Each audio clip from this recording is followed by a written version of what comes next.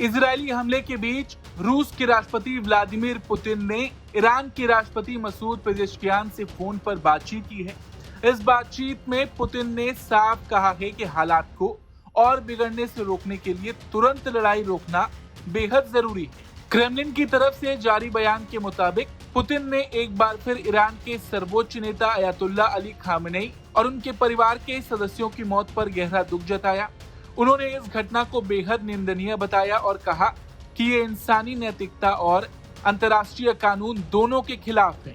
Putin ने कहा कि रूस का रुख शुरू से ही साफ रहा है। ईरान और पूरे मध्य पूर्व से जुड़े मुद्दों का हल ताकत के इस्तेमाल से नहीं बल्कि बातचीत और कूटनीति के रास्ते से निकलना चाहिए। उन्होंने इस बात पर जोर दिया कि मौजूदा हालात में तुरंत संघर्ष विराम होना चाहिए ताकि हालात और ज्यादा न बिगड़े। क्रेमलिन ने यह भी बताया कि पुतिन लगातार खाड़ी सहयोग परिषद यानी जीसीसी देशों के नेताओं के साथ संपर्क में बने हुए हैं और क्षेत्र में शांति बनाए रखने के लिए बातचीत जारी है। उधर ईरान के राष्ट्रपति मसूद पेजेश्कियान ने रूस के समर्थन के लिए पुतिन का शुक्रिया अदा किया। उन्होंने कहा कि रूस ने जिस तरह ईरान की संप्रभुता और आजादी की रक्षा के लिए ईरानी जनता के साथ एकजुटता दिखाई है वो बेहद अहम।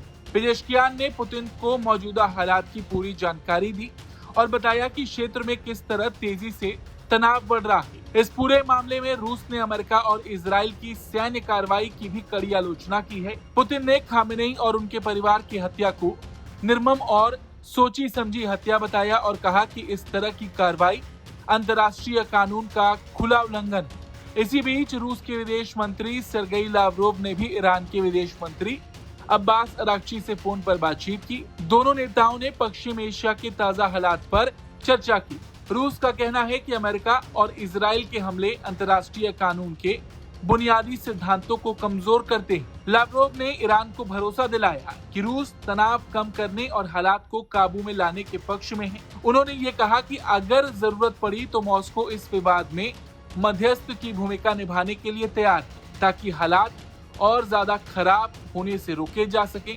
कुल मिलाकर पश्चिम एशिया में बढ़ते तनाव के बीच रूस की कोशिश यही है कि बातचीत के जरिए हालात को शांत किया जाए और क्षेत्र को किसी बड़े संघर्ष से बचाया जा सके। Bureau report, Bharat.